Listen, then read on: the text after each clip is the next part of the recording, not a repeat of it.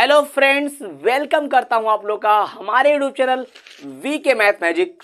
और दोस्तों, मैं हूं वीके सिंह और आज हम पढ़ने वाले इस वीडियो में क्लास 10th की मैथ का चैप्टर नंबर 8 जिसका नाम है त्रिकोणमिति मतलब ट्रिग्नोमेट्री। ठीक है, आज हम करेंगे इसका इंट्रोडक्शन का पार्ट नंबर हमारा फर्स्ट होगा। ओके, और इससे पहले के जितने भी लेसन थे उन सभी का मैंने वीडियो अपलोड कर दिया है और उन सभी का लिंक मैं इस वीडियो के डिस्क्रिप्शन बॉक्स में डाल दूंगा, आप जाकर वहां पर देख सकते हैं। ओके, चलिए देर ना करते वीडियो स्टार्ट करते हैं।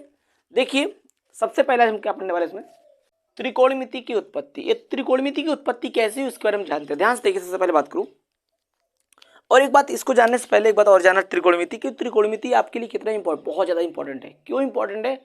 क्योंकि क्या है कि 11th 12th में त्रिकोणमिति भी आता है, तो कहीं ना कहीं आपका ये त्रिकोणमिति अभी से बहुत स्ट्रांग रहेगा, तो कहीं ना कहीं जाकर आपको 11th और 12th में इस चीज़ बहुत इजी लगेगा। और जिनका त्रिकोणमिति यहाँ पे वीक हो जाता है वो आगे जाकर जो 11th 12th में जो त्रिकोणमिति होती है उसको पढ़ने में बड़ा ज़्यादा दिक्कत आता है। तो सिंपल सी बात मैं यही कहना चाहूँगा कि इस 10th में इस टाइम पर इस चैप्टर को इतने अच्छे से पढ़ लीजिए कि कहीं से कहीं आपको भी डाउट एक भी ना रहे। तो कहीं ना कहीं मैं आपको एक भी डाउट आपके अंदर क्रिएट नहीं होने दूंगा, सारी चीज़ अच्छे से क्लियर भी कर दूंगा, कोई इश्यूज भी नहीं आने वाली है। ओके, चलिए सबसे पहले बात करूं कि त्रिकोणमिति की उत्पत्ति हुई कैसे। त्रिकोणमिति की उत्पत्ति कैसे हुई, तो मैं पूछना चाहता हूं कि त्रिकोणमिति को इंग्लिश में क्या बोलते हैं? ट्रिग्नोमेट्री। क्या बोलते हैं? ट्रिग्नोमेट्री बोलते हैं। Trigonometry, trigonometry. और ट्रिग्नोमेट्री हम 12 बोलते हैं, मतलब कैसा वर्ड है ये? हमारा अंग्रेजी शब्द है कि नहीं? बिल्कुल है। अब इसकी उत्पत्ति कैसे हुई, तो सबसे पहले ग्रीक भाषा का शब्द लिया गया। कौन सा भाषा का शब्द? ग्रीक भाषा का शब्द।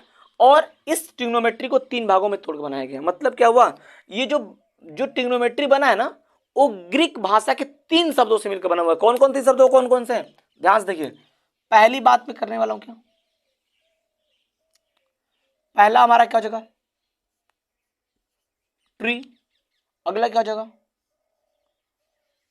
गोन। फिर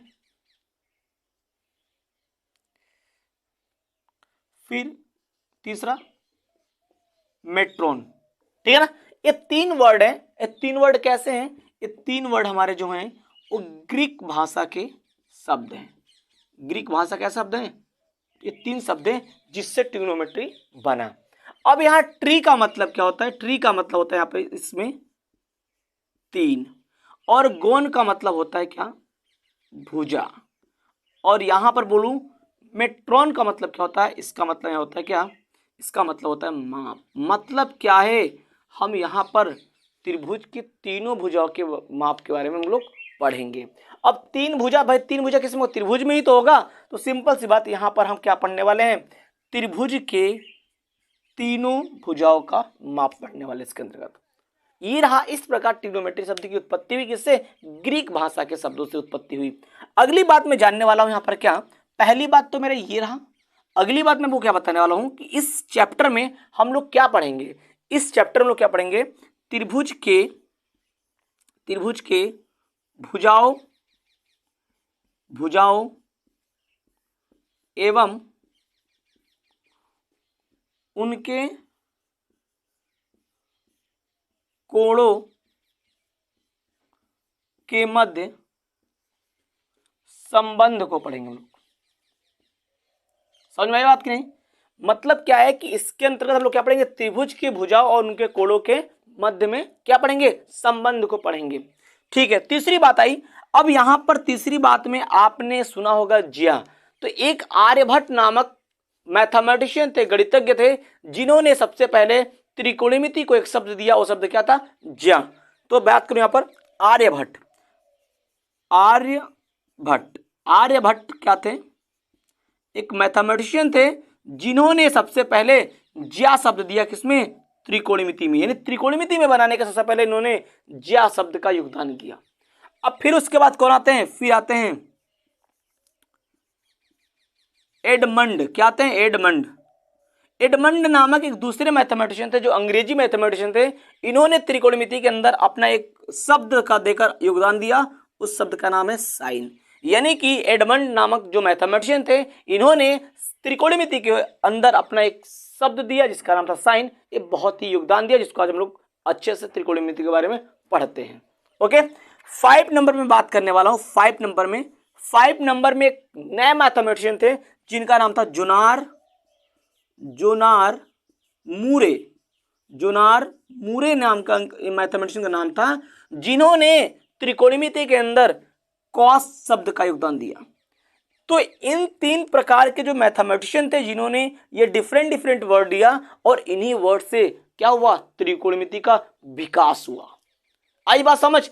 अब एक बात जानने वाला है कि सर हम त्रिभुज तो बारे में जान रहे हैं, लेकिन क्या इसके अंतर्गत सारे त्रिभुज के बारे में पढ़ेंगे? नहीं, बिल्कुल नहीं।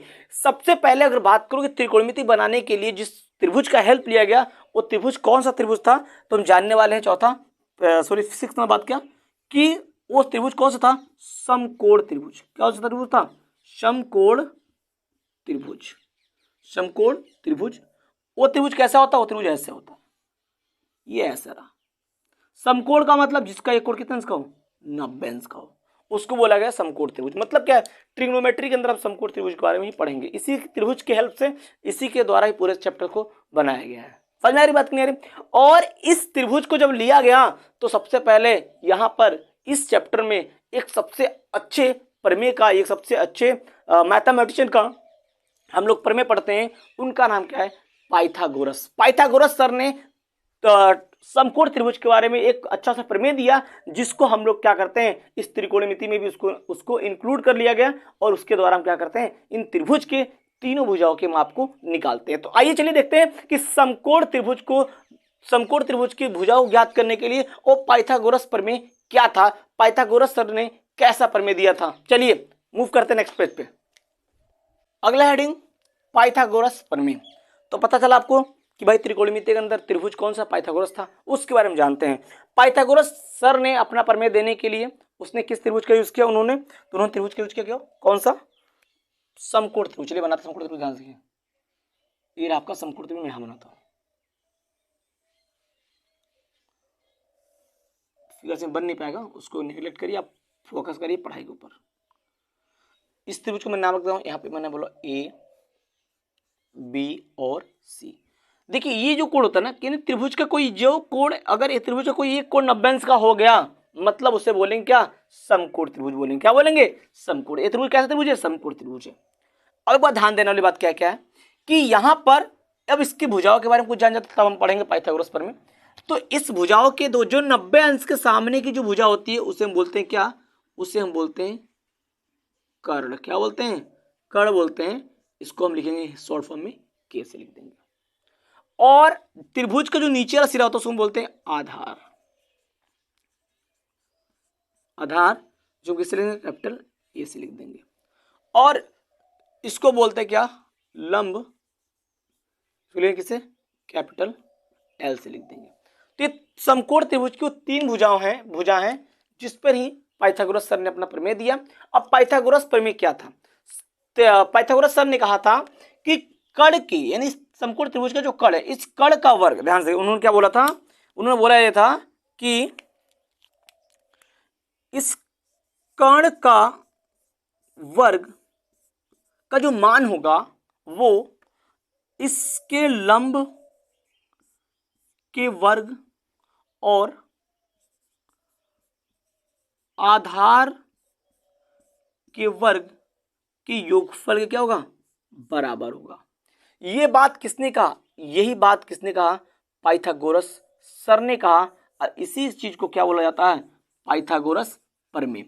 उन्होंने इस बात को प्रूव भी किया और इसका हम लोग यूज भी बहुत ज्यादा करते हैं। अब इनके इस रूल से हम क्या करते हैं? समकोण त्रिभुज की किसी भी भुजा के बारे में बहुत अच्छे से उसको ज्ञात कर लेते हैं। ध्यान से देख कैसे। अब इसको मैं लिखूं शॉर्ट में, चलिए हमारा मेन था प्रमेय, अब हम बात करते हैं शॉर्ट में लिखूं तो क्या बनेगा भाई? कर्ण का स्क्वायर बराबर लंब का स्क्वायर प्लस में आधार का स्क्वायर। ये बात हो गया। चलिए अब आगे मूव करते हैं। अब मान लीजिए मुझे क्या निकालना है? अब मुझे निकालना है कर्ण की वैल्यू निकालनी है। क्या निकालनी है? कर्ण। तो कर्ण का वैल्यू निकालने हम क्या करेंगे? मान लो मुझे लंब पता है, आधार पता है, कर्ण कैसे निकालेंगे? तो देखिए हम निकले कर्ण के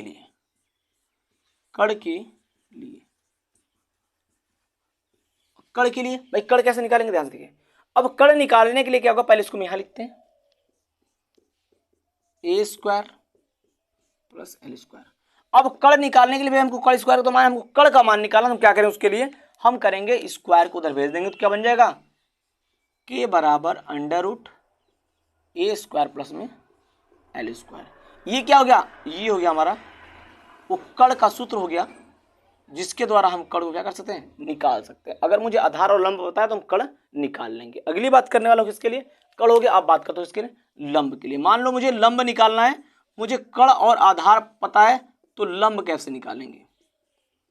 कड़ के लिए क्या हो जाए, कड़ के लिए फिर से चीज में यही चीज फिर से लिखेंगे, सूत्र लिखते हैं यहाँ पर, कड़ स्क्वायर बराबर लंब स्क्वायर प्लस में आधार स्क्वायर। कुछ भी लिखो कोई दिक्कत नहीं। आप क्या निकालना, मुझे लंब निकालना है ना, तो आप आधार को इधर भेजो, तो कड़ स्क्वायर माइनस आधार स्क्वायर बराबर लंब स्क्वायर, पलट दो तो लंब स्क्वायर क्या हो जाएगा, कड़ का स्क्वायर माइनस आधार का स्क्वायर। अब लंब का अंडर रूट में जाएगा कड़ स्क्वायर माइनस आधार स्क्वायर। ये क्या हुआ, ये हमारा लंब निकालने का एक सूत्र हो गया। भाई ये सब चीजें बहुत ही इंपॉर्टेंट है, इन्हीं से का यूज करके हमको त्रिकोणमिति का आगे बढ़ना है। बात ध्यान रखना, इसको नेग्लेक्ट बिल्कुल मत करिएगा। ये आपको नहीं आ रहा तो समझ लो त्रिकोणमिति के जो भी सवाल है 10th में आप नहीं कर पाओगे। अगली बात करूं क्या, कर लो आधार के लिए, आधार के लिए। अब आधार के लिए क्या सूत्र होगा भाई, फिर से लिखिए उस सूत्र, क्या, कड़ स्क्वायर बराबर कड़ स्क्वायर बराबर लंब स्क्वायर प्लस में आधार स्क्वायर। मुझे क्या निकालना, आधार निकालना है, तो भाई लंब को इधर भेज दो, तो कड़ स्क्वायर माइनस लंब स्क्वायर बराबर आधार स्क्वायर हो जाएगा। पलट दो तो आधार स्क्वायर क्या हो जाएगा, कड़ स्क्वायर माइनस लंब स्क्वायर। ये बराबर क्या हो जाएगा, अंडर रूट इधर कड़ का स्क्वायर माइनस लंब का स्क्वायर। ये क्या निकल गया, ये निकल गया हमारा आधार। तो यहां पर हमने क्या देखा, पाइथागोरस प्रमेय को समझा, और उस प्रमेय के द्वारा हम इस समकोण त्रिभुज की तीनों भुजाओं को कैसे कैसे निकाल सकते हैं, और उनको निकालने के लिए हमने यहाँ पर उनके सूत्र को भी स्टडी किया कि भाई इसमें से कोई भी दो भुजा मुझे पता हो तो हम बता सकते हैं कि तीसरा भुजा कैसे निकालेंगे। उसके लिए हमने 3 सूत्र बताया। इन 3 सूत्र को बहुत आपको ज्यादा याद रखना चाहिए, इसको फटाफट नोट करिए। अगला हेडिंग क्या पड़ा हुआ है, त्रिभुज के कोण तथा भुजा के मध्य संबंध। वो कौन कौन सा संबंध है, तो एक बात ध्यान रखिएगा, जो संबंध दिया हुआ उस संबंध को हम बोलते हैं क्या, त्रिकोणमिति अनुपात भी बोलते हैं। क्या बोलते हैं, त्रिकोणमिति अनुपात। मैं बोलता हूं, ध्यान से देखिए। अब उसको निकालने के लिए हम इसी त्रिभुज की भुजाओं का यूज करने वाले हैं। यहाँ पर सबसे पहले अगर बात करूं, यहाँ पर ध्यान से, पहले भी मैं बात करता हूं क्या, अगर मैं क्या लेता हूं, लंब और कड़ का स्क्वायर। ध्यान से देखिए, लंब बटा मैंने चल नहीं रहा वहां का, पहला मैं लेता हूं लंब बटा कर, शॉर्ट में सब क्या बोल सकते हैं, एल बाई के, या फिर यहाँ साइड में, यहाँ लिख दो साइड में, एल बाई के, ठीक है ना। दूसरा क्या रख सकते हैं, आधार बटा कड़, आधार बटा कड़, ये बटा में क्या हो जाएगा, के। ठीक, ध्यान से, पहली भुजा तो पहला का ये था, दूसरा आपका ये था। ठीक, अब तीसरी बात करने वाला, तीसरा मैंने अनुपात लिया, तीसरा अनुपात मैं ये ले लेता हूं, लंब बटा आधार, लंब बटा आधार, लंब बटा आधार, ठीक है ना। और आगे बात करूं, इसको उल्टा करिए तो इसको उल्टा क्या हो जाएगा, मैं अब शॉर्ट फॉर्म में लिखूंगा, इसको उल्टा करिए क्या हो जाएगा, कड़ बटा लंब, यानी कड़ बटा लंब। इसको उल्टा करिए क्या हो जाएगा, कड़ बटा आधार, कड़ बटा आधार। इसको उल्टा करिए, आधार बटा लंब। अब एक चीज ध्यान से देखिए, यहां पर मैंने कितने अनुपात निकाला, 3 अनुपात है, 6, 1 2 3 हो गया, फिर 4 5 और फिर 6 हो गया। ये 6 अनुपात निकाला। अब इसको क्या क्या नाम देंगे, जब देखो अगर लंब बटा कड़ होता है, इसको हम बोलते हैं क्या, इसको बोलते हैं साइन थीटा। थीटा मैंने माना कोण है, अगर कोई कोण है और थीटा है तो हम थीटा के लिए बता सकते हैं साइन थीटा लंब बटा कड़ होता है। कॉस थीटा बराबर आधार बटा कड़ हो जाएगा, और ये होता है टैन थीटा बराबर लंब बटा आधार। अब यहां पर देखो उसका उल्टा कर दिया गया, चौथा इसका उल्टा है कड़ बटा लंब, मतलब कड़ बटा साइन का उल्टा कॉसेक, कॉसेक थीटा बराबर कड़ बटा लंब, कॉस का उल्टा सेक, सेक थीटा बराबर कड़ बटा आधार, टेन का उल्टा कॉट, कॉट थीटा बराबर आधार बटा लंब। तो ये अभी वो छह जिनको हम बोले त्रिकोणमितीय अनुपात, वो छह यही त्रिकोणमितीय अनुपात होते हैं। अब एक दिमाग में सोचो कि यार मैं आपसे क्वेश्चन पूछूं कि 6 ही क्यों होते हैं, 12 क्यों नहीं हुए, 10 क्यों नहीं हुआ, 6 ही क्यों हुआ, 6 के अलावा भी तो और हो सकते हैं। तो एक बार खुद सोचो, दिमाग लगाओ। अब इनमें बताओ कि जो मैंने दो दो भुजाओं का अनुपात लिया, ऐसा इसमें कोई अनुपात है जिसको मैंने लिया ना हो? यहाँ पर ध्यान से देखिए इसको और फिगर को मैच करिए, क्या इनमें एक भी ऐसा अनुपात भुजा का अनुपात है जिसको मैंने इन्वॉल्व नहीं किया है? दो भुजाओं का कोई ऐसा इसमें अनुपात है जिसको मैंने लिया नहीं हूं? मैंने सारे अनुपात को ले लिया। खुद से चेक करिए और मुझे कमेंट्स बताइए क्या कोई मैंने ऐसे भुजा छोड़ दिया है जिसका अनुपात मैंने नहीं लिया है? सब लिया हूं। इसीलिए त्रिकोणमिति में केवल 6 ही फलन होते हैं, 6 ही त्रिकोणमिति अनुपात होती है। अब इसको सर कैसे याद करेंगे, कैसे याद करेंगे? तो ध्यान से देखो, एक शॉर्ट फॉर्म बताता हूं, तो तुमको एक तरीका और बताऊंगा। ध्यान से देखिए, अगर बात करूं शॉर्ट तरीके से कैसे इसको याद करेंगे, तो एक बार ध्यान से देखिए, एक होता है लाल बटा कक्का। अब लाल बटा कक्का, ध्यान से देखिए, लंब बटा कण है ना, लंब बटा कण क्या बोलेंगे? Sine theta. मतलब ये क्या हो जाएगा आपका, ये हो जाएगा साइन थीटा। आधार बटा कण मतलब कॉस थीटा, या लंब बटा आधार, लंब बटा आधार क्या बोला? Tan theta, tan theta. अब कण बटा लंब, सॉरी यहाँ बेटा मिस सही तो है, कण बटा लंब क्या हो जाएगा? Cosec theta. कण बटा आधार सेक, कण बटा आधार जब नीचे तो चलो तो नीचे लेंगे, पहले लेंगे तो कण बटा आधार बोलेंगे, कण बटा आधार ऊपर आएंगे तो ऊपर वाला नीचे पहले बोलेंगे और फिर नीचे वाला बाद में, और इधर चलेंगे तो इधर वाला पहले उसको ऊपर वाला नीचे बोल देंगे। तो कण बटा आधार, कण बटा आधार sec theta, sec theta.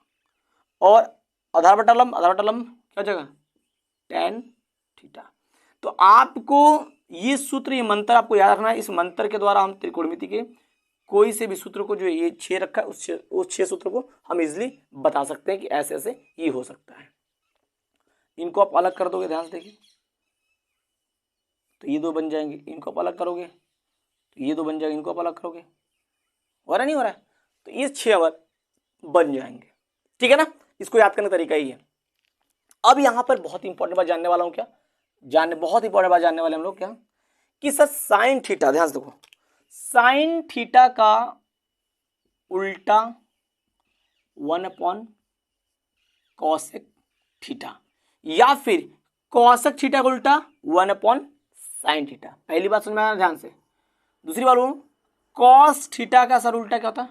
1 sec theta, या सेक थीटा का उल्टा 1 कॉस थीटा होता है। तीसरी बात, अगर बोलूं टेन थीटा का उल्टा क्या होता है? टेन थीटा का उल्टा, तो टेन का उल्टा 1 कॉट, या फिर कॉट थीटा का उल्टा तो 1 टेन थीटा हो जाएगा।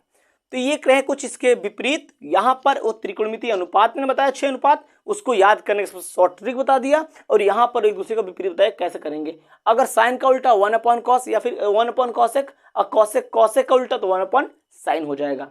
आई बात समझ? तो ये सारे बहुत इंपॉर्टेंट फॉर्मूले थे, इनको करने के बाद आपका एक्सरसाइज जो 1.1 है बहुत इजी तरीके से सॉल्व हो जाएगा। तो फटाफट नोट करिए। अगला हेडिंग क्या पड़ा हुआ इसमें? त्रिभुज के कोणों के अनुसार भुजाओं में परिवर्तन। ये बहुत इंपॉर्टेंट टॉपिक है, इसको जानना बहुत जरूरी है, क्योंकि अगर ये नहीं जानते तो आपका बहुत सवाल रॉन्ग भी हो सकता है। कैसे सर, क्या है चीजें? ध्यान से देखिए, अगर मैं यहां पर 3 कोण दिया हुआ है, ए, कोण बी, कोण सी। अगर बोलूं यहां पर जो कोण बी है वो कोण सी है, इसको बोलेंगे आधार कोण। क्या बोलेंगे इसको? आधार कोण बोल देंगे। चलिए हम लिख देते क्या, इसको हम बोलेंगे क्या, आधार कोण, आधार कोण। और जो आपको ऊपर, इसको हम बोलते क्या, शीर्ष कोण। क्या बोलेंगे, शीर्ष कोण बोल देंगे। अब एक्चुअली मैं इसे क्यों बता रहा हूं, ध्यान से देखिए। अगर मैं कभी भी कोण बी और कोण सी की बातें करूं, ध्यान रखिए। चलिए मैं फिर से एक बनाता हूं छोटा समझाने के लिए, ध्यान रखिए। एक मैं समकोण त्रिभुज बनाता हूं। मैं बोला क्या, कभी मैं कोण बी या फिर कोण सी की बातें करूं, ध्यान, जो भी नीचे जो आधार कोण है, इन दोनों के लिए ये भुजा हमेशा लंब रहेगा, ये भुजा हमेशा आधार रहेगा, और ये भुजा हमेशा कर्ण हो जाएगा। किसके लिए, आधार कोणों के लिए। जो हमारे आधार कोण, लिख दे रहा हूं पर, आधार कोणों के लिए, आधार कोणों के लिए। ये बात आपको ध्यान रखना है, नहीं रखना है, कि आधार कोणों के लिए जो नीचे जो दो कोण हैं, उन दोनों कोणों के लिए हमेशा ये लंब, ये आधार, और हमेशा ये क्या होगा, कर्ण हो जाएगा। मतलब इन दोनों के लिए इस त्रिभुज में कुछ भी परिवर्तन नहीं होगा। जो लंब है वो लंब, जो कर्ण है कर्ण, आधार है आधार रहेगा। लेकिन जैसे ही कोण शीर्ष कोण के बारे में बात होगा, अब यहां देखिए ध्यान से, शीर्ष कोण के लिए, चलो यही बताता हूं, शीर्ष कोण के लिए, शीर्ष कोण के लिए जैसे शीर्ष कोण की बातें आती है, उसके लिए अगर मैं बनाऊं त्रिभुज ऐसा, तो इसको ना ए, बस शीर्ष कोण हमारा ए, तो मैं यहां बीसी नहीं लिखने वाला हूं, समझाने के लिए लिख रहा हूं यहां पर। तो जो मेरा कोण ए है, यहां पर ध्यान से देखिए, एक कोण ए के सामने की जो भुजा, कोण ए के जो सामने की जो भुजा है, वो क्या बन जाएगी, आपकी लंब बन जाएगी। ये क्या बनेगा, आपका आधार, और ये क्या बन जाएगा, आपका कर्ण बन जाएगा। आई बात समझ। तो ये रहा शीर्ष कोणों के लिए बातें, बहुत इंपॉर्टेंट बातें। इनको अगर आप जान जा रहे हो तो ठीक है, नहीं तो बहुत ज्यादा दिक्कत आ रही है। तो कहीं ना कहीं आपको, हमको नहीं लगता कोई डाउट्स होने वाला है। जब कभी भी कोण बी और कोण सी की बात होगी, तो लंब और आधार कर्ण सब कुछ सेम रहेगा। लेकिन जैसे कोण शीर्ष के बारे में बात आती है, तुरंत आधार लंब में और लंब आधार बन जाता है। मतलब उस कोण के, शीर्ष कोण के जो सामने वाली भुजा होगी, वो हमेशा लंब कहलाएगा। हमेशा ध्यान रखना कि अगर हमारा कोण शीर्ष कोण के बारे में बात किया जा रहा है त्रिकोणमिति के अंदर, तो उसके सामने जो भुजा लंब, और ये हमारा आधार होगा। और ये हमेशा कर्ण तो कभी चेंज नहीं होता, नहीं, कर्ण हमेशा कर्ण ही रहता है, आधार लंब के परिवर्तन होते रहते हैं। समझ में आ रही बात, नहीं आ रही? तो ये हमारा आज का जो पार्ट 1 वीडियो है, जो पार्ट 1 में आज हम यहीं तक करेंगे। और ये बहुत इंपॉर्टेंट हमारा क्या कहते हैं, जो भी टॉपिक था बहुत इंपॉर्टेंट टॉपिक था। इनको आप अच्छे से पढ़िए, समझिए, इनको राइट करिए, क्योंकि इनको अगर आप नहीं जानते हो तो त्रिकोणमिति आपके लिए बहुत ज़्यादा टफ फील होगा।